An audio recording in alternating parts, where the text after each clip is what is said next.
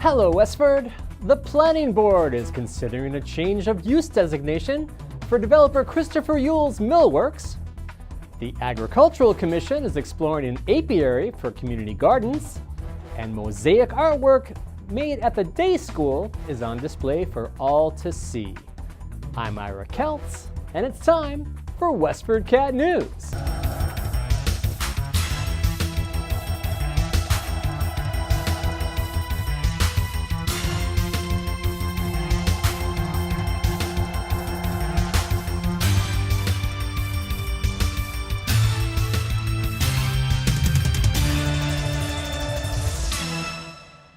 Before we get started, I'd like to remind you to please subscribe to our free online publication at WestfordCatNews.org.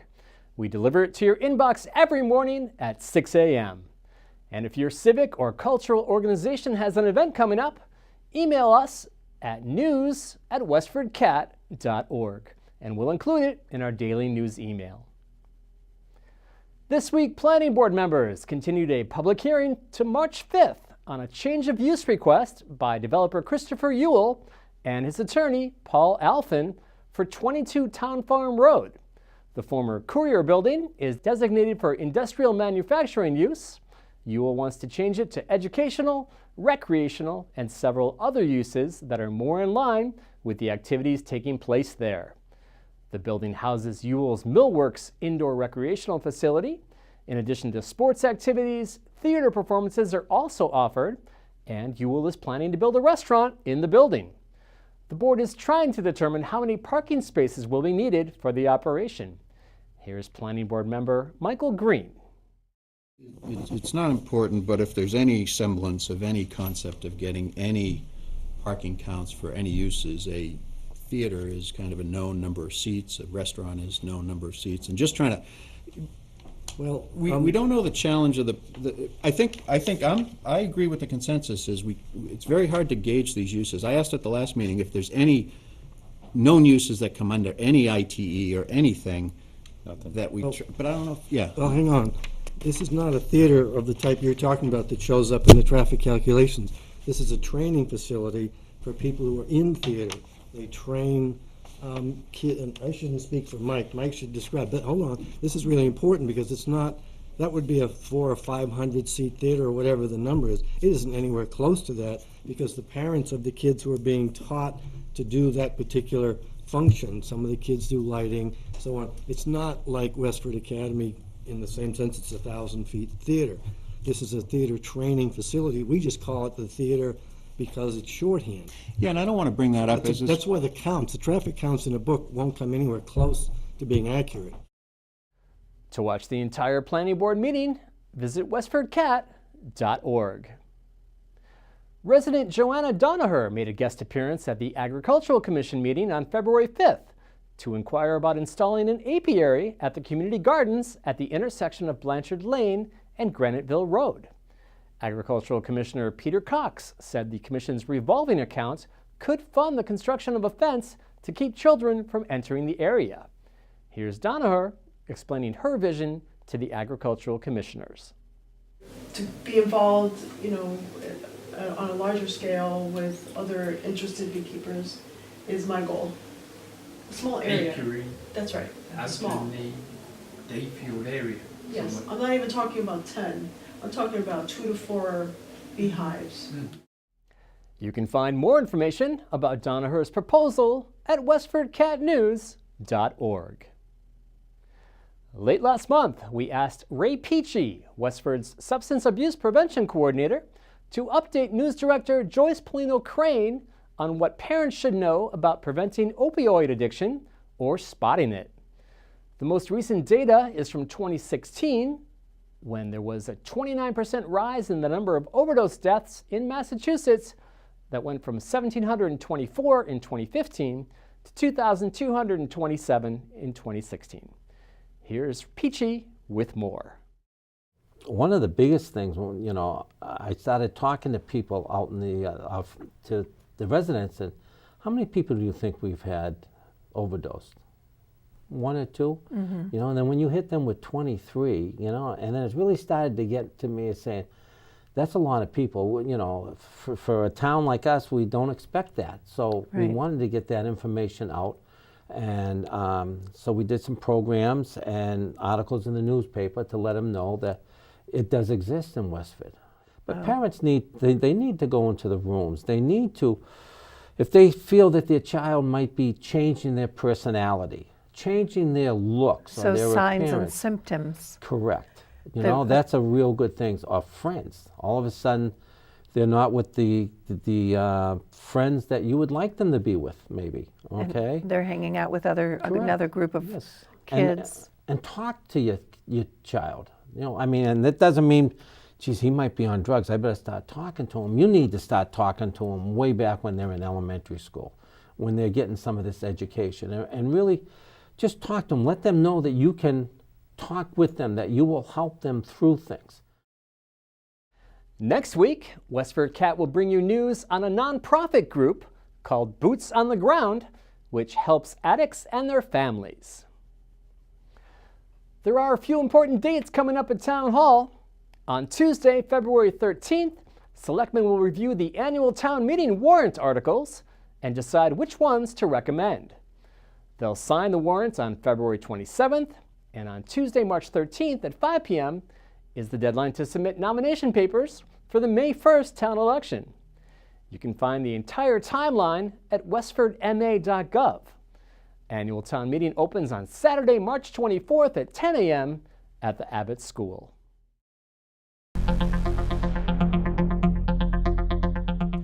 And now for our feature of the week.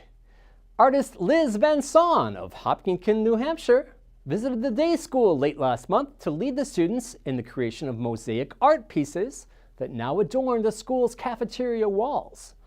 After an extended stay in town from mid to late January, Van Son, along with the students, created 6 mosaic art pieces representing Westford's scenes over 4 seasons, along with 2 scenes representing the transition from spring to summer and summer to fall. Here's a day school student explaining the purpose of the project. It's kind of like putting pieces together, like you build it, it's kind of making it together as working together to see what you can achieve. Yeah, it really brought the whole school together. We had volunteers from every walk of life inside the school, from inside the office to parent volunteers coming in, some teaching assistants, reading interventionists, math interventionists, people who usually don't come together. So it was neat to bring everybody together for one common goal.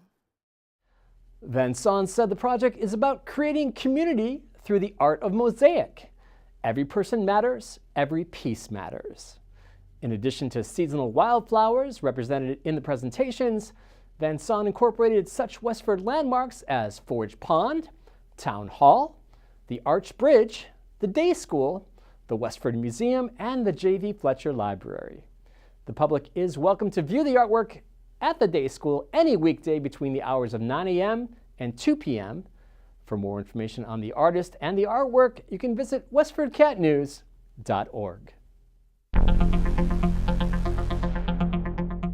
And now, here's news from Town Hall. Good afternoon, Westford. This is Eric Heidemann, your Assistant Town Manager. Today is Thursday, February 8th, 2018, and this is your bi-weekly Town Manager Update.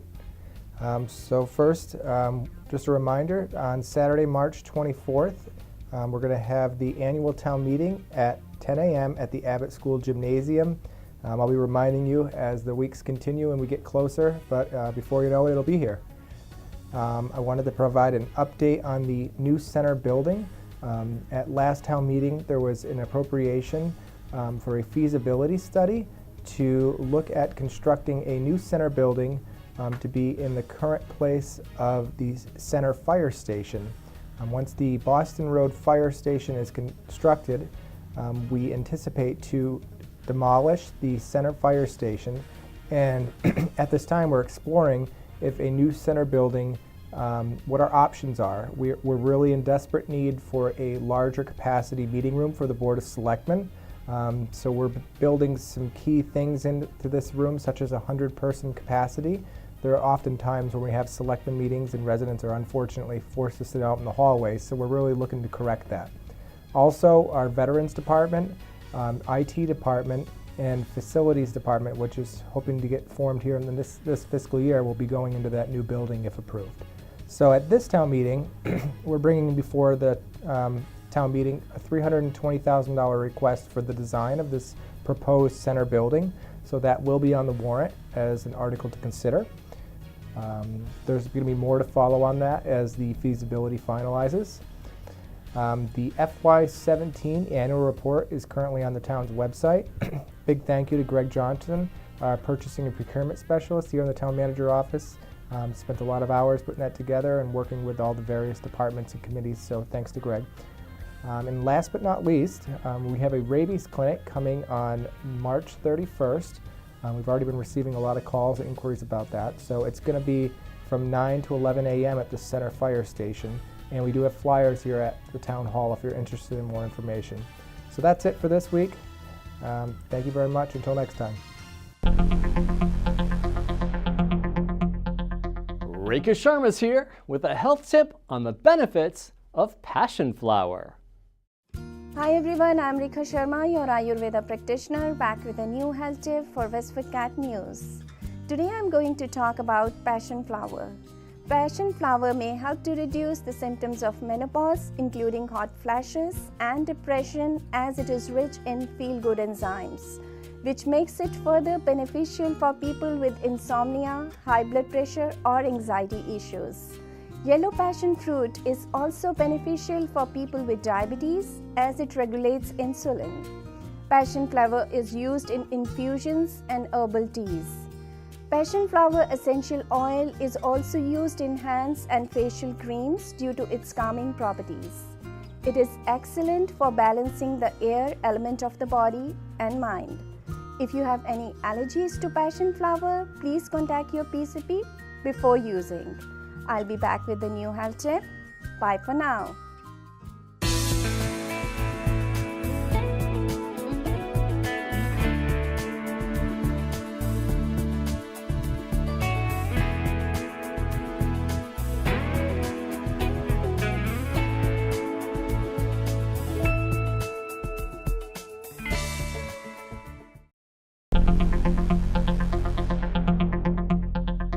And now here's WestfordCAT volunteer Betsy Alvarez with suggestions for things to do around town.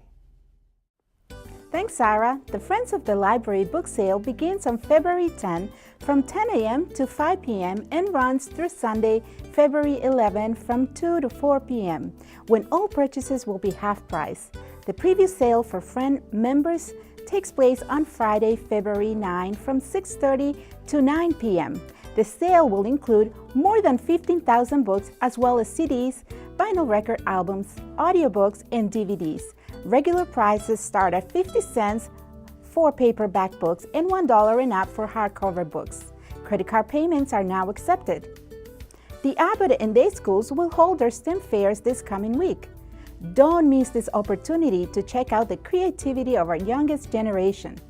The Abbott Schools Fair will be held on Monday, February 12, and the Day School on Tuesday, February 13. Both fairs run from 6 to 7:30 p.m.